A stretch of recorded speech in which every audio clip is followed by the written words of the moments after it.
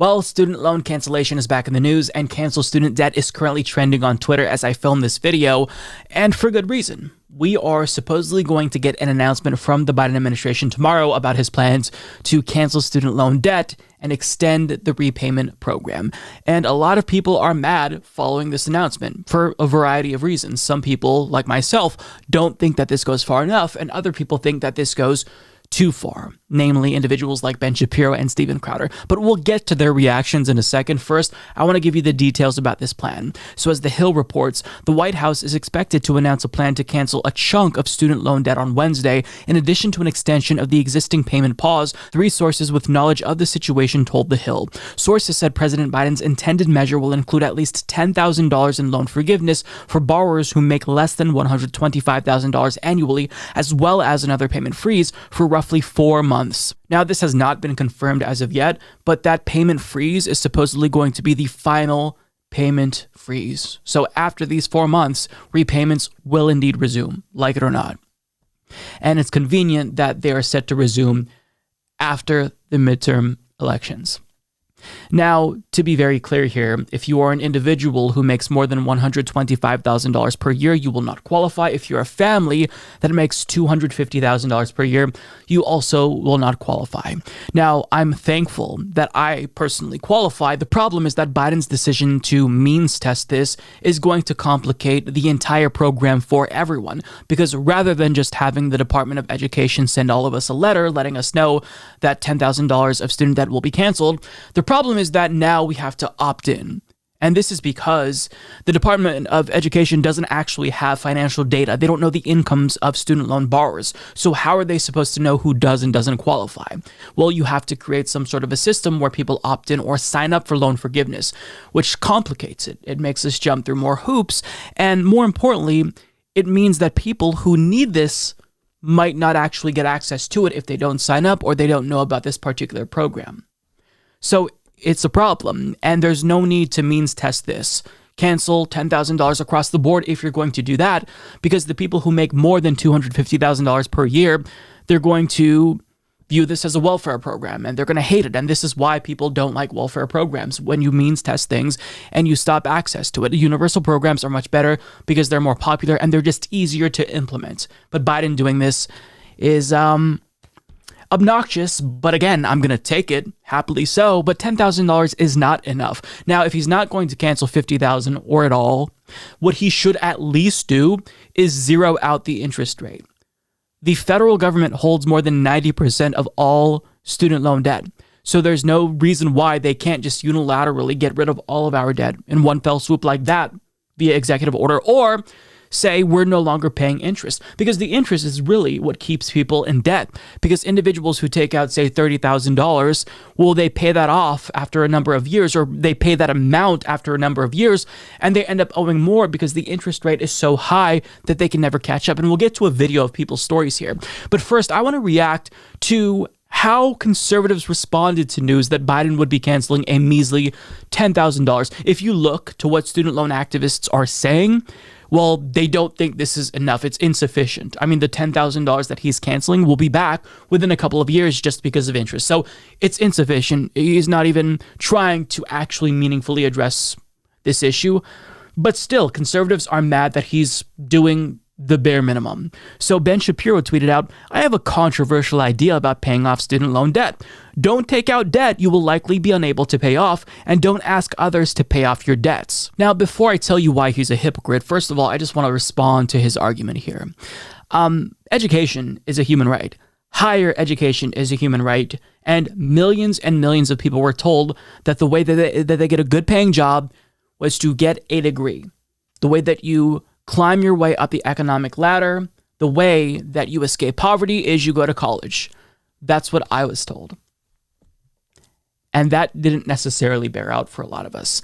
So to blame us for doing what we were told to do, what historically has been the correct thing to do if we wanted to be successful, is incredibly gross. But on top of that, these loans aren't like other loans. These are loans that are nearly impossible to discharge. You can't file bankruptcy on student loans.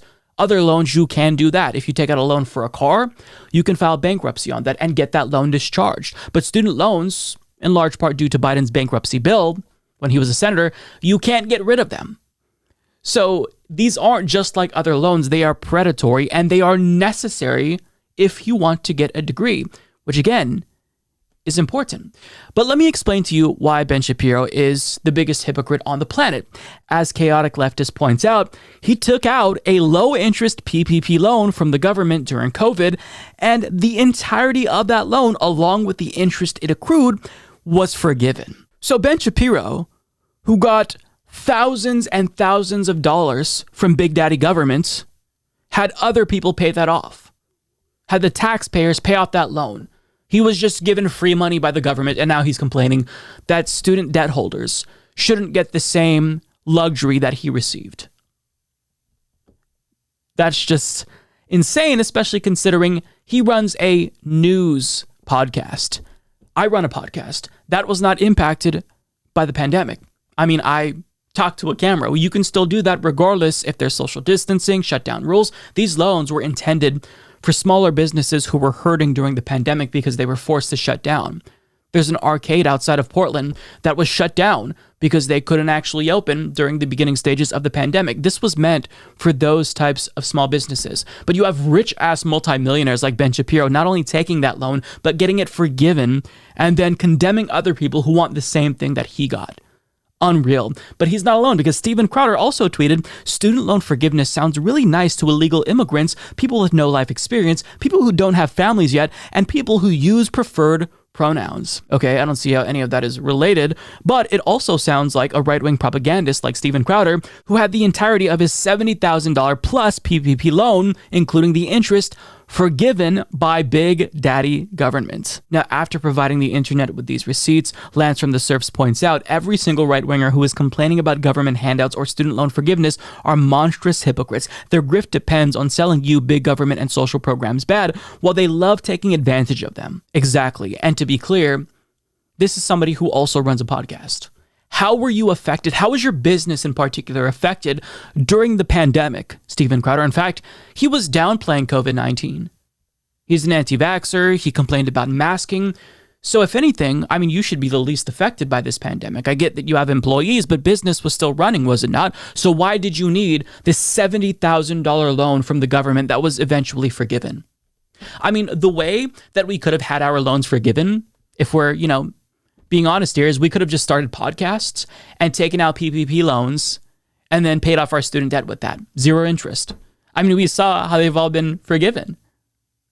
It's just ridiculous. I could have done that. I have a podcast, but I'm actually an honest person, and it doesn't cost very much money to run a podcast. If I need equipment that breaks down, sure, that's an expense.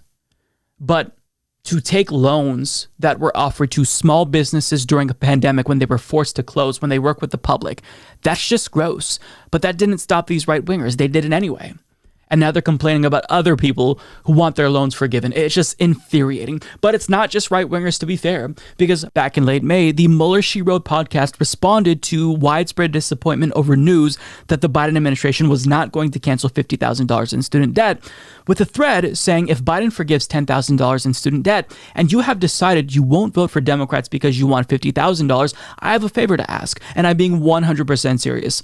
Call up a parent of a slaughtered student or a loved one at Robb or in Buffalo, or a family member of someone at Sandy Hook or Colorado or AME, and tell them you've decided to help elected Republicans who will keep allowing mass murderers because you didn't get enough debt relief. Then speak to a friend that's a member of the LGBTQ plus community and explain to them how you'd really like to help preserve their right to marry who they love, but you just can't because you only got $10,000 free dollars. Now, the thread goes on and on and on.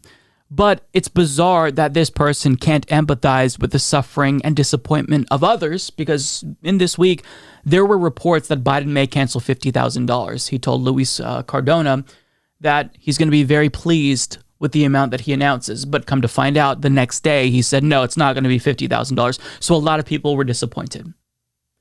But this person apparently doesn't care, despite the fact that they had their loan forgiven because they took out a PPP loan as well. And as Poppy Hayes asks in response to this thread, hey, quick question. How do you respond to the fact that you took a loan of $52,000 from the government via the PPP and had it forgiven, yet want to deny forgiveness to others? And as you can see here, their $52,000 PPP loan was forgiven in its entirety, interest and all. So this person, this podcast, again, which doesn't need this loan for small businesses during a pandemic, took out that loan and then had it forgiven.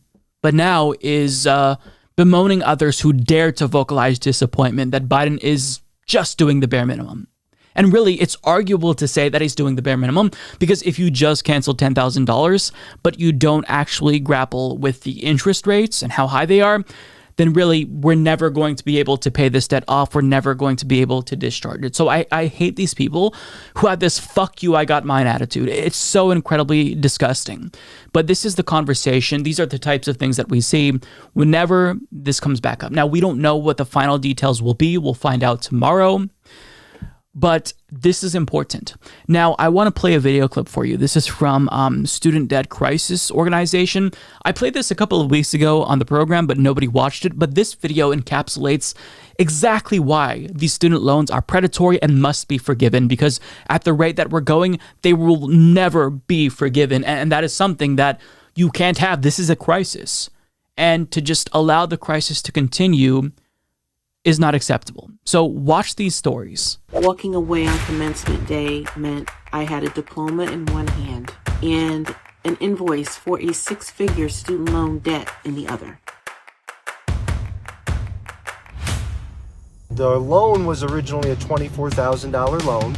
Currently, I owe over $45,000, and I've been paying it off for about 6 years now. I've paid $103 on an $82,000 debt, and you still want $45,000. That's money that I can't put toward retirement. A student loan, it's not coming down, it's going up.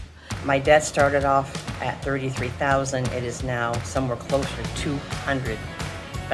I probably will be paying them till I'm 80 years old at this point. Graduated in 1998 with $29,000 of student loan debt. This year, my student loan debt has accumulated to almost $52,000 after paying on it all these years. If I was able to get rid of this debt, it would set me up for a more successful future. Cancel all student debt. Let us do the financial contributions to our economy that we want to do, that we're trying to do. President Biden, we need help. 10,000 is not going to do it.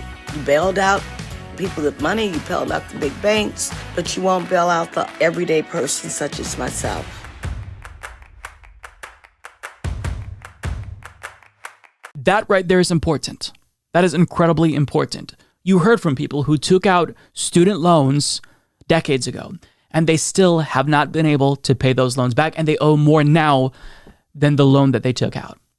This is a catch-22. This is a scam, but yet when we talk about student debt cancellation, right-wingers and other individuals, liberals, clutch their pearls if we dare to vocalize disappointment that it's not more than a measly $10,000, which barely scratches the surface for most of us. Now, again, I'm going to take the $10,000 happily so. It's better than nothing, but it's not actually going to meaningfully help me put a dent in the student loans that I have. And I'm not alone here. A lot of people have a lot of student loans. This disproportionately affects people of color.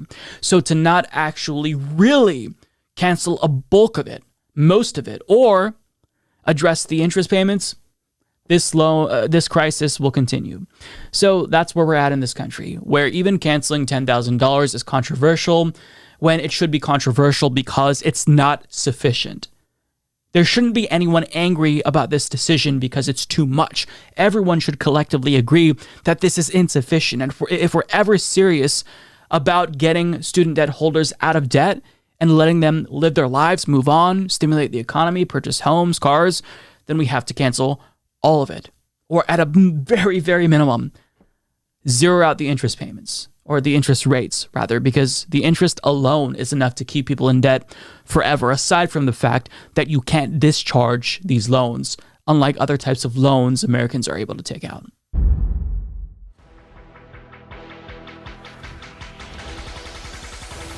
Hold up.